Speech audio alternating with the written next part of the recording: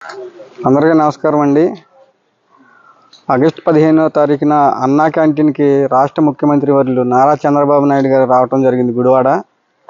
ఆ రోజు ఆటో డ్రైవర్ల పేర్లు నా పేరు ఇస్తుంటే నేను ఏమనుకున్నానంటే ఈ ఎదర కుర్చీలో ఉంటామేమో మైక్ ఇచ్చి మాట్లాడమంటారేమో అనుకున్నాను.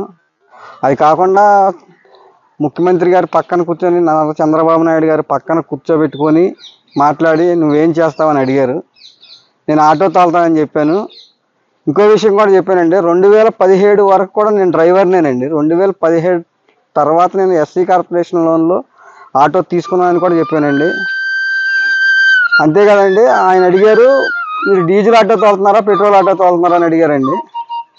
అడిగినప్పుడు నేను చెప్పిన సమాధానం అంటే డీజిల్ ఆటో తోలుతున్నానని చెప్పాను. అది ఖర్చు తగ్గియాలంటే ఎలా మార్గం అవుతుంది అని అడిగారు.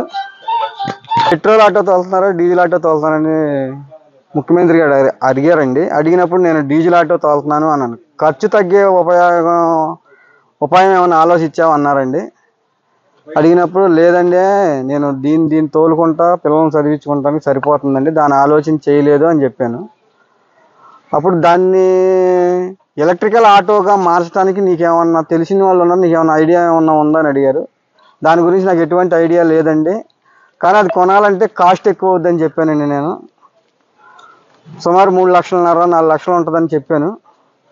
చెప్పినప్పుడు కలెక్టర్ గారిని పిలిచి ఇతను గురించి ఆలోచించండి, అది కన్వర్ట్ చేయటానికి ఏమైనా కుదురుద్దేమో, ఆ ఇంజిన్ తీసేసి బ్యాటరీ పెడితే ఏమైనా అవుద్దేమో అని మాట్లాడమన్నారండి. తర్వాత ముఖ్యమంత్రి గారు సభ అయిపోయినాక వెళ్ళిపోయారండి. కలెక్టర్ గారు నన్ను పిలిచారు. పిలిచి చాలా చోట్ల ఫోన్ చేశారండి, ఇంజనీర్లకు కానీ ఈ ఆటో మొబైల్ వాళ్ళకి ఫోన్ చేసి ఇలా మార్చడం కుదురుద్దా అని అడిగారండి. అడిగినప్పుడు అది ఇంకా మన రాష్ట్రంలో ఇంకా రాలేదంటండి. ఈ డీజిల్ ఇంజిన్ తీసి బ్యాటరీ అమర్చడం ఇంకా మన రాష్ట్రంలో ఇంకా రాలేదని అన్నారు. అన్నాక తర్వాత ఈ బ్రేక్ ఇన్స్పెక్టర్లను కూడా పిలిచారండి. వాళ్ళు అడిగారు, నీకు ఎలక్ట్రికల్ ఆటో ఇస్తారయ్యా, మరి నీకు ఏ కంపెనీ అయితే బాగుంటుంది అన్నారండి. అప్పుడు నేను తోటి డ్రైవర్లను కనుక్కుంటే అప్పి బ్యాటరీ బండి బాగుంటుందని చెప్పారు.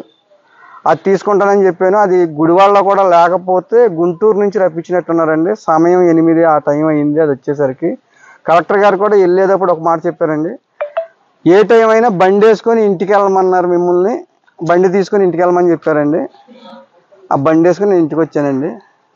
తర్వాత అది ఛార్జింగ్ పెట్టుకుంటాక ఛార్జింగ్ మెషిన్ అవన్నీ ఇచ్చారండి. అవి కూడా ఇప్పుడు వైర్లు లాగుతున్నారు. ఎలా ఫీల్ అవుతున్నావు? సీఎం గారు అంత క్లోజ్ గా మిమ్మల్ని మీ ఫ్యామిలీతో మాట్లాడి ఇప్పుడు ఆటో ఇచ్చారు, అసలు ఎలా ఫీల్ అవుతున్నావు? మామూలుగా ఫీల్ అవుతున్నా, ఊహించలేదండి అసలు. ఎప్పుడన్నా ఇప్పుడు ఎంతో మంది నాయకులను చూసాం, అన్న పని చేస్తామంటే